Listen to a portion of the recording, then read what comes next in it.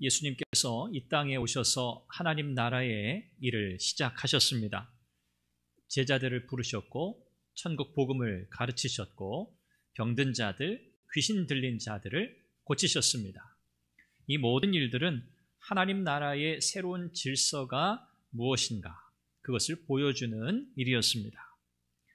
예수님께서는 복음이 가져오는 새로운 질서, 이 땅에 임한 하나님의 나라, 이제 예수님과 더불어 새로운 삶, 새로운 삶의 방식, 이제 하나님 나라를 이 땅에서 살아가는 새로운 변화를 이제 제자들은 따라야 했습니다.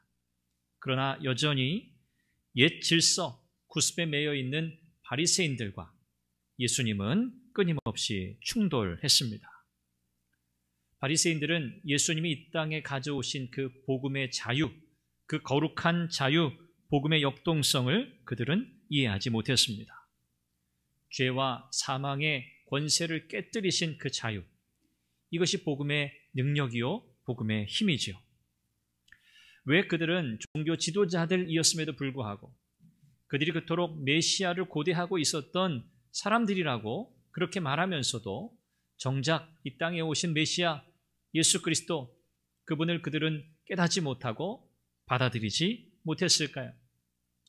그들이 전하는 복음의 메시지를, 예수님이 전하는 그 복음의 메시지를 그들은 받아들이지 못했습니다. 그들의 마음속에 뭔가 큰 문제가 있었던 거죠. 그들은 겉으로 보여지는 것에 집중하는 외형적인 삶을 살았습니다. 그들이 이 복음의 메시지를 듣지 못했던 가장 큰 근본적인 이유가 여기에 있습니다. 진짜 의미, 본질, 이런 것에 크게 마음 두지 않았던 거죠. 눈으로 보여지는 것들, 사람들에게 비추어지는 겉모습, 이런 것에 그들은 치중하며 살았습니다. 그래서 열심히 종교적인 의무, 거기에 따르는 행위들, 자신의 거룩함을 보이기 위한 세세한 규정들을 다 정해놓고 그것들을 철저하게 지켰습니다. 그러나 예수님께서 그들을 비판하셨던 것처럼 그들은 율법의 정신은 다 잃어버리고 그냥 껍데기뿐인 형식만을 그들은 지키고 있었습니다. 그들의 마음의 동기, 그것은 하나님을 경외하기 위해서가 아니었습니다. 그렇게 철저하게 율법을 지킨다? 하나님을 정말 잘 섬기기 위해서, 하나님을 경외하기 위해서 그런 게 아니고요. 다른 사람들에게 잘 보이기 위해서, 다른 사람들과 차별화시켜서 상대적으로 자신들이 우위에 있다는 것을 보여주기 위해서, 다시 말하면 자기 의를 쌓기 위해서 그들은 그렇게 열심을 내었습니다. 예수님께서 이 땅 가운데 오셔서 선포하시는 이 복음은 능력이기에 그 메시지를 듣고 받아들이는 사람, 그 사람의 삶과 또 그 삶의 중심, 초점, 삶의 방식을 송두리째 바꿔놓습니다. 이것이 복음이 가진 능력이고요. 이 복음이 가져오는 혁명적인 변화라고 할 수 있습니다. 오늘 이러한 변화가 우리의 삶에 없다면 우리는 진정으로 예수 그리스도를 구주로 믿는 것이 아닙니다. 우리 안에는 이런 변화가 과연 있는가? 예수님을 믿기 때문에 내 삶의 목표가 달라졌고 내 삶의 가치관이 달라졌고 내가 살아가는 삶의 방식이 바뀌었는가? 이것을 우리가 점검해 본다면 내가 정말 예수 그리스도를 구주로 믿고 따르는 제자의 삶을 살고 있는지를 살펴볼 수 있습니다. 오늘 본문 안에서는 금식 문제가 큰 이슈로 떠오릅니다. 바리새인들, 그들은 이 금식 문제를 가지고 예수님께 시비를 걸어옵니다. 오늘 말씀해 보니까 요한의 제자들과 바리새인들이 금식하고 있었다, 그렇게 말하죠. 요한의 제자들은 세례 요한의 제자들이죠. 그들은 그 모임의 그룹의 성격상 금욕주의적인 삶을 추구했습니다. 세상을 뒤로 하고 자기 욕망을 제어하고 대단히 금욕적인 삶을 추구했던 그런 그룹들이에요. 게다가 세례 요한이 감옥에 갇혀 있는 그런 상황이었습니다. 그래서 그들은 이런저런 이유로 인해서 금식을 하고 있었을 거예요. 바리새인들은요, 그들은 종교적인 열심에 의해서 일주일에 2번씩 금식했습니다. 월요일과 목요일, 아침 6시부터 저녁 8시까지. 굉장히 힘든 일이잖아요. 일주일에 2번을 금식한다는 것, 6시부터 저녁 6시까지 12시간이죠. 이 시간 동안 금식을 매주 이렇게 이틀간을 금식했어요. 구약의 율법에 따르면 원래 금식은 1년에 딱 한 번 하게 되어 있습니다. 대속죄일에, 레위기 16장에 기록되어 있어요. 한 번 하도록 그렇게 율법은 정하고 있는데, 바벨론 포로 이후기에는 1년에 4번씩 하는 것으로 또 규정이 바뀝니다. 그리고 이렇게 공식적으로 금식하는 것 이외에도 개인적인 어떤 이유에 의해서 하루 금식도 하고 3일 금식도 하고 일주일도 하고 또 3주도 하고 40일도 하고 이렇게 금식하는 일들이 이렇게 쭉 전통적으로 내려왔습니다. 그리고 오늘 본문의 예수님 당시 이때에는 일주일에 2번씩 금식하는 것으로 이제 정해진 거예요. 이것은 율법에 정해진 바가 아닙니다. 이것은 유대인들이, 종교 지도자들이 이렇게 일주일에 우리가 2번씩 금식하자 이렇게 정한 거예요. 구약에서 금식은 슬픔과 회개의 표시였습니다. 우리가 구약 성경을 보면 다윗도 그랬고요. 금식하는 그 하나님의 사람들의 모습을 보면 그들이 굉장히 비통해하면서 어떤 상황에 대해서 애통해하면서 혹은 자기 죄로 인해서 슬퍼하면서 하나님 앞에 회개하며 금식하죠. 바로 금식은 그런 의미를 가지고 있습니다. 신약에서는 그 의미가 조금 다른데, 신약에서는 경건 그리고 자기 헌신을 나타내기 위해서 금식했어요. 구약과 신약의 이런 금식의 의미가 좀 다르죠. 오늘 본문에서 바리새인들이 금식하고 있었다라고 하는 것은 이들이 슬픔과 회개의 그런 금식이 아닙니다. 물론 겉으로 드러나는 명목은 그겁니다. 구약적 문맥에서의 금식이었어요. 그런데 사실 그들의 금식은요, 자기의 신앙, 자기의 믿음을 과시하기 위한 보여주기식의 금식이었어요. 그래서 얼굴을 흉하게 하고요, 일부러 슬픈 기색을 띄었어요. 슬프지도 않은데. 예수님께서 이런 바리새인들의 이 위선적인 신앙에 대해서 아주 직접적으로 예수님께서 비판하시잖아요. 오늘 바리새인들이 이 금식하고 있었다라고 하는 것은 월요일, 목요일 이틀 중에 하루예요. 그들이 공식적으로 금식하기로 정한 날이니까요. 그런데 그날 예수님과 예수님의 제자들은 앞서서 우리가 살펴보았던 본문에서 레위의 집, 세리였던 레위의 집에서 식사를 하고 계셨어요. 유대인들의 규정에 따르면 바리새인이 금식하고 있었다는 건 그건 모든 유대인들이 공식적으로 금식하는 날이라는 뜻이에요. 그런데 예수님은 제자들과 함께 금식하지 않고 레위의 집에서 식사를 하고 계셨단 말이에요. 그러니 이 바리새인들의 입장에서는 어때요? 이건 당연히 우리가 지켜야 하는 금식의 날인데 이걸 어기고 있으니까 마음에 불만이 가득합니다. 그래서 이 불만을 가득 품고 예수님께 질문한 거예요.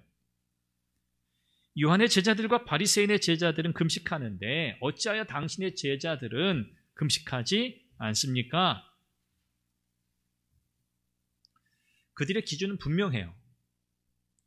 그들이 정해놓은 기준이거든요. 일주일에 2번 금식한다. 그런데 이런 기준에 벗어난 행동을 지금 하고 있으니 이걸 지금 문제 삼고 있는 겁니다. 예수님께서 금식의 정당성 자체를 부인하신 적이 없어요. 금식 그건 쓸데없는 일이다 하신 적이 없어요. 금식은 필요에 의해서 할 수 있어요. 문제는 뭐냐면 이 바리새인들이 이 금식의 의미를 왜곡했다는 거예요. 이 금식을 하나님 앞에서 정말 애통해하는 마음으로, 하나님 앞에서 자기의 죄를 정말 진심으로 회개하는 심정으로 하나님 앞에 나아오는 그런 기도의 시간으로 삼은 게 아니에요. 그들은 자기 신앙 과시, 다른 사람들에게 자신의 경건을 보이기 위해서 의도적으로 금식을 했어요. 이게 문제입니다. 세례 요한의 제자들은 나름대로 어떤 순수한 열정을 가지고 자기의 죄를 슬퍼하고 메시아가 오시기를 기다리면서 간절한 마음으로 그런 징표로서 금식했다고 하지만, 그러나 메시아가 오셨어요. 예수님이 오셨거든요. 그러니까 이제 더 이상 슬퍼할 이유가 없어요. 오신 메시아 예수님, 그분이 계시기 때문에 바로 이 예수님의 제자들은 금식할 필요가 없는 거예요. 슬픈 기색을 띠고 메시아를 기다리면서 애통해하면서 금식할 이유가 없는 거예요. 왜? 바라고 기다리던 메시아 예수 그리스도, 그분이 오셨기 때문이에요. 결국 이 바리새인들의 금식은 하나님을 경외함이 없는 외식이었습니다. 하나님께 드리는 기도가 아니었어요. 사람들에게 보이기 위한 과시용이었습니다. 하나님께 인정받고 칭찬받으려는 목적이 없어요. 사람들에게 칭찬받기 위함이었어요. 이것을 우리는 종교적 위선이라고 부르죠. 이런 위선적인 신앙은 우리의 삶을 병들게 합니다. 병들게 해요. 본질에서 떠난 믿음, 신앙, 그것은 믿음이라고 할 수 없죠. 신앙이라고 할 수 없죠. 우리 개인도 마찬가지고 교회도 마찬가지입니다. 우리가 늘 기도하죠. 우리가 이 본질에서 벗어나지 않게 해주세요. 하나님, 한국교회가 이 본질에서 벗어나지 않게 해주세요. 복음의 본질에서 벗어나면 그것은 더 이상 복음이 아니잖아요. 우리에게는 영적인 분별력이 필요해요. 우리 스스로 우리 자신의 믿음을 돌아보는 정직한 진단이 필요해요. 나에게는 이런 바리새인들의 외식과 같은, 이런 금식과 같은 이런 심정이 있지 않은가? 하나님 앞에서는 그런 믿음이 아니라 다른 사람들에게 보여지기 위한 그런 신앙, 그런 믿음 혹 아닌가? 우리는 살펴야 해요. 그래서 우리는 무엇을 하든지 하나님을 의식해야 합니다. 하나님을 의식해야 돼요. 코람데오라 하죠. 하나님 앞에서. 이 하나님을 의식하는 이 의식이 없으면 우리는 다 제멋대로 하게 되어 있어요. 나 좋은 대로 하는 거예요.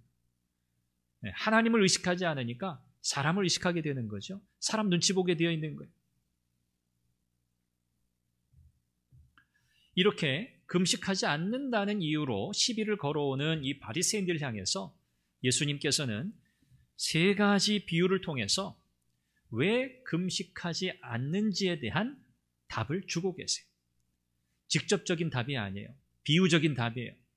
여기 세 가지 비유를 말씀하시는데, 혼인집 비유, 그리고 천조각, 생배 비유, 그리고 새 포도주를 새 부대에 담아야 한다는 이 비유, 이 세 가지를 말씀하고 계세요.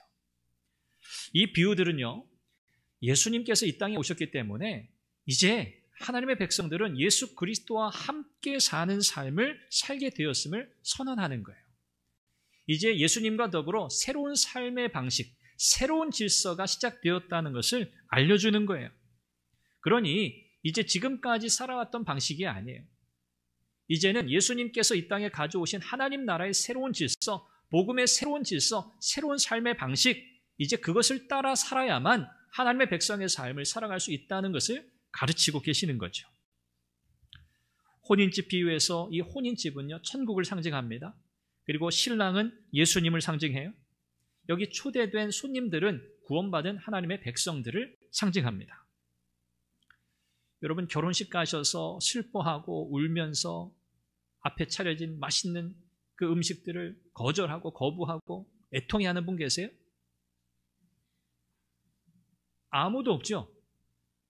결혼식 잔치에 가면 기쁜 거예요. 즐거운 거예요. 신랑 신부 멋진 이 커플이 생기니까 기쁘고 감사하고, 또 사실은 그것보다 맛있는 음식이 기다리고 있잖아요. 네, 맛있는 음식이 차려져 있으니 양껏 먹을 수 있어요. 누가 뭐라 하지도 않아요. 그러니 그 음식 먹을 생각에 너무 즐거운 거예요. 잔치는 그래서 기쁘고 즐겁거든요. 예수님과 함께 한다? 이제 예수님과 함께 더불어 살아간다? 그분과 동행한다? 이것은 결혼식 잔치와 같다는 거예요.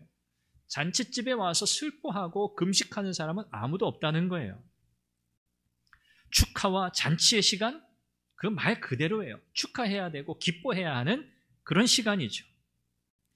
예수님이 이 땅에 오신 것은 축하와 기쁨을 드려야 할 일이에요. 슬퍼하거나 금식해야 할 일이 아니라는 거예요. 이제 그런 시대는 끝났다는 거예요. 슬퍼하고 금식하며 애통해하고 메시아를 기다리는 시대는 끝났어요. 왜요? 예수님이 오셨으니까. 그러니 슬퍼할 때가 아니라 이제는 기뻐하고 즐거워할 때라는 말이에요. 더 이상 슬퍼할 필요가 없어요. 이제 기뻐할 일만 남았습니다. 그런데 예수님이 그런 말씀하시죠. 머지않아 신랑을 빼앗길 날이 올 거다. 그 기쁨이 잠시 빼앗기는 날이 온다는 거예요. 잔칫집의 그 즐거움이 잠시 사라지는 때가 온다는 거예요. 그때는 언제일까요? 예수님 십자가의 순환을 당하시는 그 날들이에요. 그 날들 동안에는 어찌 기뻐할 수 있겠어요? 신랑을 빼앗겼는데요. 그러니 그때는 제자들도 금식하며 애통해하며 슬퍼해요. 그런데 그 슬픔은요 오래가지 않습니다. 왜요? 예수님 부활하시거든요. 예수님 다시 살아나실 거거든요. 그래서 잠깐 슬퍼하겠지만 금식하겠지만 그것은 지속되지 않아요. 예수님의 부활로 인해서 이제 다시 기뻐하게 될 것이기 때문입니다. 복음은요 기쁜 소식이에요. 복음은 기쁜 소식이에요. 예수 그리스도로 인해서 죄 사함을 받고 저와 여러분들 모두 영적인 자유함을 누리게 되었어요. 이게 얼마나 복된 소식입니까? 영원한 죽음, 영원한 사망에서 우리의 운명이 마지막 운명의 자리가 바뀌었어요. 생명의 자리로 옮겨졌어요. 이미 옮겨질 게 아니에요. 예수 그리스도를 믿는 저와 여러분들은 이미 사망에서 생명으로 옮겼느니라. 우리의 마지막은요 이미 정해졌어요. 우리는 더 이상 죄와 사망의 권세 아래 있지도 않고요. 그것 때문에 영원한 하나님의 형벌을 받고 영원한 지옥의 고통을 당하지 않아요. 우리는 하나님 나라 천국을 소망으로 받았어요. 영원히 쇠하지 않는 그 나라, 영원한 생명, 그것을 우리는 이미 받았어요. 그러니 이것보다 더 큰 선물이 어디 있습니까? 이것이야말로 우리를 온전하게 자유케 하는 거죠. 이것이 바로 복음입니다. 인생의 기쁨은 그래서 예수 그리스도와의 만남에서 시작되는 거예요. 예수님을 만남으로 우리의 슬픔은 변하여 기쁨이 되는 줄로 믿습니다. 우리 슬퍼할 일이 굉장히 많아요. 굉장히 많습니다. 굉장히 많아요. 이 슬픔을 우리가 어찌 다 감당하겠어요? 슬픔 많은 이 세상에 예수님으로 인해서 우리는 그 슬픔을 다 걷어내요. 그리고 우리는 더 이상 슬퍼하지 않고 기뻐하기로 결심해요. 슬픔 많고 고통이 많은 우리의 인생 속에서 여러분 우리는 예수님을 만났어요. 그분이 우리의 기쁨의 이유가 되시는 거예요. 상황, 형편, 우리의 처지 때문에 우리는 수많은 시간들을 애통해하고 가슴 졸이고 슬퍼하고 눈물을 흘렸어요. 그러나 우리가 이제 예수님을 만났기 때문에 이제 우리는 나는 예수님 안에서 기뻐할 거야. 나 주 안에서 기뻐하리라. 이렇게 우리는 선포해야 할 줄 믿습니다. 이것이 그리스도인의 삶이죠. 모든 슬픔, 고통스러운 탄식을 여러분 다 몰아내시길 바랍니다. 우리의 마음을 무너뜨리고 우리의 마음을 저 밑바닥에 가라앉게 만드는 우리의 삶의 무거운 짐들로 인한 고통과 슬픔과 걱정, 염려 이것들을 여러분 다 내려놓으시길 바라요. 수고하고 무거운 짐진 자들아 다 내게로 오라. 내가 너희를 편히 쉬게 하리라. 예수님께서 다 져주신다는 거예요. 그러니 예수님께 나아가야죠. 안 나갈 이유가 없어요. 예수님께 맡기지 않을 이유가 없어요. 우리 주님께 다 맡기시길 바랍니다. 여러분 기쁨으로 살아가셔야 돼요. 예수님 때문에, 예수님 만났기 때문에 우리는 기뻐하고 즐거워할 수 있는 거예요. 예수님이 이 땅에 오셨기 때문에 이제는 하나님과 하나님의 백성 사이에는 새로운 관계가 설정됐어요. 이것을 우리는 새 언약이라 이렇게 부릅니다. 새 언약, 새 시대. 이 새 언약의 핵심은 뭐냐면 은혜입니다. 복음의 은혜예요. 그리고 그 은혜 받은 자가 믿음으로 반응하는 거예요. 이것이 새로운 언약 그 내용의 핵심이에요. 옛 시대, 옛 언약에 속한 그 질서, 특별히 지금 이 바리새인들이 지금 들이대고 있는 이 금식이라고 하는 그들이 정한 이 기준, 이것은요, 더 이상 예수님이 오신 이후로는 더 이상 이것이 의미가 없게 되는 거예요. 그들이 주장하는 금식은 더 이상 의미가 없어요. 하나님 나라의 신랑을 맞이하면서 기쁨의 복음의 시대를 살아가는 하나님의 사람들, 복음 안에서 자유를 누리고 있는 사람들에게 옛 시대에 속한, 옛 질서에 속한, 그것도 사람의 전통으로 만들어 놓은 그 율법의 규정들을 기준으로 판단해서는 안 된다는 거예요. 그래서 생배 조각의 비유가 이어집니다. 생배 조각은 세탁하지 않은 천 조각을 가리켜요. 우리가 옷을 처음 사면은 그거 세탁하지 않은 옷이잖아요. 그 옷은 어떻게 보면 좀 빳빳하기도 하고요. 그런데 이 새 조각을, 새 천 조각을 이미 많이 입어서 탄력성도 잃어버리고 신축성도 잃어버린 헌 옷에 이어 붙인다는 거예요. 그리고 나서 옷을 빱니다. 그러면 새 천 조각, 생배 조각이 어떻게 되죠? 옷을 이렇게 처음 사가지고 빨면 여러분 어떻게 돼요? 옷이 막 커져요? 줄어들죠? 자연스럽게. 네. 수축하잖아요. 그러면 어떻게 되죠? 이어붙인 헌 조각과 이어붙인 그곳이 뜯어지는 거예요. 뜯어지는 거예요. 왜요? 새 천 조각이 세거든요. 힘이 더 세거든요. 수축하는 힘이 더 세거든요. 그래서 옷을 상하게 만든다는 거예요. 아무도 그렇게 안 한다는 거예요. 지금 여기 말하는 생배 조각, 헌옷에 이어 붙이지 않는다? 이건요, 새로운 말이 아니에요. 아주 신박한 뉴스가 아니에요. 몰랐는데? 아, 그렇구나. 아니에요. 당시 사람들 다 알아요. 상식이에요. 이건 한마디로. 상식. 그러는 사람이 없다는 거예요. 그러니 그 금식이라고 하는 율법의 조항들로 예수 그리스도께서 가져오신 이 복음의 자유, 그 자유 안에서 살아가는 사람들의 삶을 판단한다? 정죄한다? 이건 비상식적인 일과 같다는 말이에요. 이 유대인들, 특별히 이 바리새인들은요, 조상의 유전 또는 장로들의 유전, 유대인의 전통을 굉장히 중요시 여겼어요. 목숨처럼 여겼습니다. 하나님께서 모세를 통해 주신 율법, 토라, 모세 오경이 있어요. 그것을 성문율법이라고 그래요. 문자로 기록된 성문율법.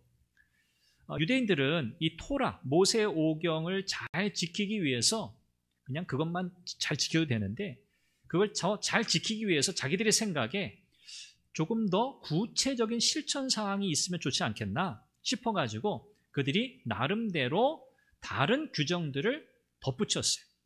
그걸 구전율법이라고 그래요. 구전율법. 이걸 통칭해서 우리가 탈무드라고 부릅니다. 여러분 탈무드 들어보셨죠? 네. 구전율법을 탈무드라고 불러요. 자, 이 구전율법 중에 미시나라고 하는, 탈무드가 1부, 2부로 되어 있는데 미시나라고 하는 게 일부에 해당되는 내용인데 이게 메인 내용이에요. 핵심 내용이에요. 이 미시나라고 부르는 이 핵심 내용에는 뭐가 들어있냐면 크게는 6가지 내용이 들어있는데 농사를 어떻게 지어야 되느냐, 안식일은 어떻게 지켜야 되느냐, 금식은 어떻게 해야 되느냐, 결혼, 이혼, 이건 어떻게 해야 되느냐, 또 어떤 민사적인 일어났을 때, 민사 소송 같은 게 일어났을 때 그 민사에 관한 법, 또 형사에 관련된 일이 일어났을 때 형사 소송에 관한 법, 이런 것들, 또 성소에서 어떻게 우리가 제사를 드릴까, 이런 내용들에 대해서 구체적인 조항들을 만들어 놓은 게 미시나예요. 그런데 토라, 모세율법의 조항보다 10배가량이 많아요. 여러분 아시는 것처럼 모세율법, 토라의 율법의 규정이 613개라 그러잖아요.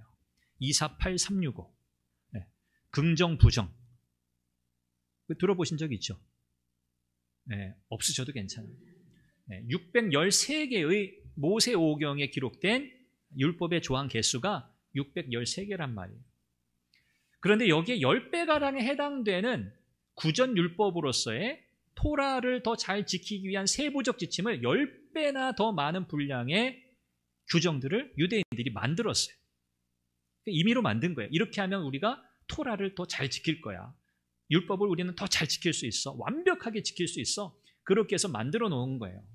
그게 이제 바로 탈무드입니다. 그 가운데 바로 미시나예요. 자, 그런데 어떻게 생각하면 그래, 참 생각이 좋다. 하나님 말씀 더 잘 지키려고 한 거 아니냐? 그런데 결론은 뭐냐면 우리가 아는 것처럼 하나님의 율법, 토라 더 잘 지키지 않았어요. 이 율법의 규정들이 너무 많기 때문에 이걸 그냥 있는 그대로 문자 그대로 지키는 그 자체가 너무너무 버거운 거예요. 너무 힘든 거예요. 그러다 보니까 이것이 자유를 주지 못해요. 이것이 유대인들에게는요, 멍해가 되었어요. 본질보다 외적인 형식을 더 지키고자 애쓰면서 자유를 잃어버리고 그 율법의 규정들이 완전히 꽁꽁 묶인 거예요. 옴싹달싹 못하는 거예요. 이런 형편이 된 거죠. 그래서 이 구전율법이 성문율법인 모세오경 토라보다 더 강조되기 시작해요. 정작 지켜야 할 율법은 뒤로, 그 율법을 더 잘 지키겠다고 만들어 놓은 규정들이 형식화된 거예요. 외식화된 거예요. 의미는 사라졌어요. 본질은 사라졌어요. 예수님은 이 부분에 대해서 지금 말씀하고 계시는 거예요. 그러면서 새 포도주는 새 부대에 담아야 한다는 비유를 말씀하고 계세요. 여기 새 포도주라고 할 때 이 새라고 하는 이 단어는 시간적으로 새롭다, 이제 막 만들었다, 그런 의미를 가지고 있어요. 신선하다, 그래서 새, 이런 단어를 써요. 그리고 새 부대에 담는다 할 때 이 새 부대는 본질적으로 새롭다, 그러니까 서로 다른 단어예요. 본질적으로 새롭다, 이전 것과 완전히 다르다, 그런 의미를 가지고 있어요. 그래서 새 포도주는 아직 발효가 되지 않았기 때문에 이 새 포도주를 이제 부대에 담으면 시간이 지나면서 발효해요. 발효하면 부피가 팽창합니다. 그래서 낡은 부대, 오랫동안 사용한 이 부대는, 가죽 부대는요, 신축성이 떨어져요. 유연성이 떨어져요. 그래서 점점 딱딱하게 되거든요. 그래서 새로운 포도주를 부어서 이게 시간이 지나면서 부피가 팽창하면 탄력성이 없는, 신축성이 없는 가죽 부대는 터지는 거예요. 그러면 포도주도 버리고 가죽 부대는 더 이상 쓸 수 없게 되죠. 예수님이 지금 여기 새 포도주라고 말씀하실 때 이 새 포도주가 뭘까요? 복음이에요. 새 포도주는 왕성한 생명력을 가진 복음을 가리켜요. 복음은 가만히 있는 게 아니에요. 이건 생명력을 가졌기 때문에 점점 팽창하는 거예요. 이게 복음의 능력이거든요. 이게 생명력이잖아요. 그런데 이 생명력 있는 이 복음을 낡은 가죽 부대에 담을 수 없어요. 낡은 가죽 부대는 뭐예요? 바리새인들이 지금까지 목숨같이 지켜오는 율법의 그 조항들, 10배나 더 많이 만들어 놓은 그 조상들의 전통, 유전, 그거예요. 이게 낡은 부대예요. 이 낡은 부대에 이 복음의, 생명의 복음을 담을 수 없다는 거예요. 수용할 수 없어요. 전통이 다 나쁜 건 아니죠. 좋은 전통이 있어요. 지켜야 하고 물려주어야 할 전통이 있습니다. 그러나 어떤 전통도요, 하나님의 말씀 위에 둘 수 없어요. 아무리 교회가 좋은 교회만의 전통을 가지고 있다, 그것이 하나님의 말씀보다 우위에 있지 않아요. 우리는 지금까지 우리 교회는 이렇게 해왔는데요, 그것이 하나님의 말씀보다 더 권위 있습니까? 그렇지 않습니다. 하나님 말씀이 절대적인 기준이거든요. 우리의 마음이 헌 가죽 부대처럼 딱딱해지고 굳어지지 않도록 주의해야 돼요. 이것이 전통이라는 이름으로 우리가 붙들고 있는 것일 수 있어요. 우리는 이렇게 해왔습니다. 나는 이렇게 해왔습니다. 그런데 그것이 하나님의 말씀과 상관이 없다면, 그것이 말씀의 의미 본질에서 동떨어져 있다면 우리는 부대를 바꿔야 돼요. 우리의 마음을 뒤집어 엎어야 되는 거예요. 우리의 마음이 완고해지고 딱딱해져서 복음의 은혜와 그 자유를 수용하지 못하는 일이 없어야 하는 거죠. 그래서 우리의 마음은 새 가죽 부대처럼 부드러워야 돼요. 부드러워야 돼요. 유연해야 돼요. 무엇에? 하나님의 말씀에. 하나님의 말씀을 담아야 되잖아요. 그 복음의 능력을 담아야 하잖아요. 왜? 그건 능력이기 때문에 막 이 안에서 막 역사한단 말이에요. 막 움직인단 말이에요. 그런데 딱딱한 부대를 가지고서는 그걸 담아낼 수 없어요. 감당할 수 없는 거예요. 그러니 우리는 하나님 말씀 앞에서 유연한 자세, 부드러운 자세를 가져야 돼요. 언제라도 그 말씀이 우리 안에서 원하는 바대로 역사하시도록. 딱딱하게 굳어서 복음이 우리를 늘리고 팽창시키려고 하는데 버티고 딱딱하게 굳어서 완고하게 버티고 그러다가 찢어지는 거예요. 터지는 거예요. 그래서는 안 되는 거죠. 우리는 늘 열린 마음으로 말씀의 다스림을 받아야 할 줄로 믿습니다. 그래서 여러분, 하나님 말씀 앞에서 여러분 마음을 완전하게 열어놓으셔야 돼요. 완벽하게 열어놓으셔야 돼요. 그래서 우리는 늘 개혁되어야 한다. 그렇게 말하죠. 개혁되어야 한다. 우리 개인의 신앙도 개혁되어야 하고 전통도 개혁되어야 하고 제도도 개혁되어야 돼요. 무엇에? 하나님의 말씀에. 자꾸 새로워져야 하는 거예요. 가만히 있으면 안 돼요. 시간이 지날수록 딱딱해지게 돼 있어요. 자연스러운 일이에요. 고착화돼요. 굳어져요. 우리는 그러지 않기 위해서 말씀 앞에 서는 거예요. 그런데 우리 현실은 그렇지 않을 때 많죠. 좀처럼 바뀌지 않아요. 참 안타까운 일이에요. 왜 이게 잘 해결이 안 될까? 왜 하나님 말씀이라고 하는 변하지 않는 이 진리 앞에서 왜 사람들의 마음은 이렇게 단단하고 이렇게 딱딱하고 이렇게 유연하지 못하고 고집불통일까? 참 애통할 때가 많습니다. 그러나 오늘 이 말씀은 우리에게 무엇이 진정으로 복음을 담고 사는 자의 삶이 되어야 하는가를 가르쳐주고 있습니다. 진정으로 예수님을 만나고 복음의 능력 안에 살아가고 있다면, 우리가 하나님의 말씀 가운데 살아가고 있다면 여러분, 우리는 새 가죽부대와 같아야 돼요. 말씀을 맺습니다. 예수님을 만나면 근본적인 변화가 일어나야 합니다. 목표가 바뀌어야 하고요. 가치관이 바뀌어야 합니다. 복음은요, 오고 오는 모든 세대에 다 수용되는 언제나 새로운 메시지입니다. 복음은 늘 새로운 메시지예요. 낡은 복음이라는 건 없어요. 우리는 복음의 은혜가 준 자유함 속에서 예수님을 따라가야 돼요. 죄와 사망의 권세로부터의 자유입니다. 하나님의 말씀의 권위보다 더 높이 있는 왜곡된 전통, 구습으로부터의 자유입니다. 고집스럽고 완고하고 정죄하고 판단하려는 자기 의로 인해서 딱딱하게 굳은 마음으로부터의 자유입니다.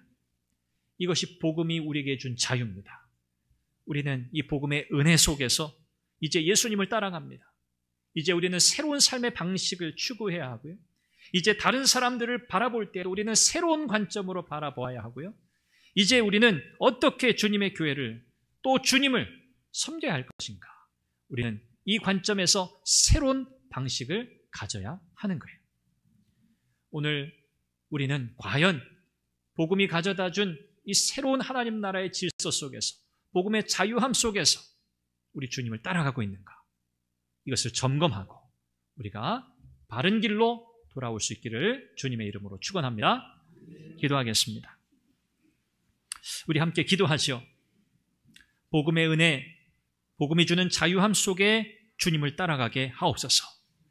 우리를 진정으로 자유케 하신 이 복음의 능력, 그 안에서 다시는 죄에 얽매이고 구습에 얽매이고 옛 질서에 얽매이고 외형, 형식에 얽매이는 것이 아니라 정말 본질에 집중하고 주님이 주신 참된 자유함을 누리며 제자의 길을 걸어가는 복된 하나님의 사람들, 복된 교회가 되게 하소서. 이 제목으로 함께 기도합니다. 자비하신 아버지 하나님, 은혜와 사랑을 감사합니다. 오늘 하나님께서 이 말씀을 통해서 우리를 하여금 복음이 우리에게 가져다 준 진정한 자유, 복음의 은혜 속에서 우리가 어떤 자유를 누리게 되었는지, 그리고 어떻게 우리는 주님을 따라가야 할지, 우리가 어떻게 이 믿음 안에서 이 복된 신앙의 여정을 걸어가야 할지 말씀하여 주시니 감사합니다. 복음은 복된 소식, 기쁜 소식입니다.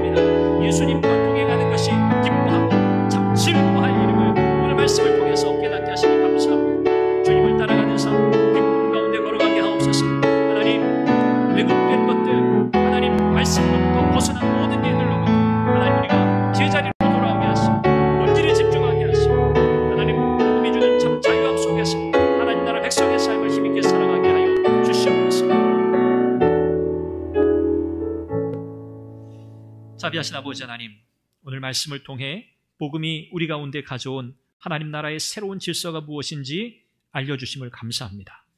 오늘 예수님께서 이 땅에 오셔서 우리에게 허락하신 이 복음의 은혜 속에서 우리가 살아가게 하옵소서.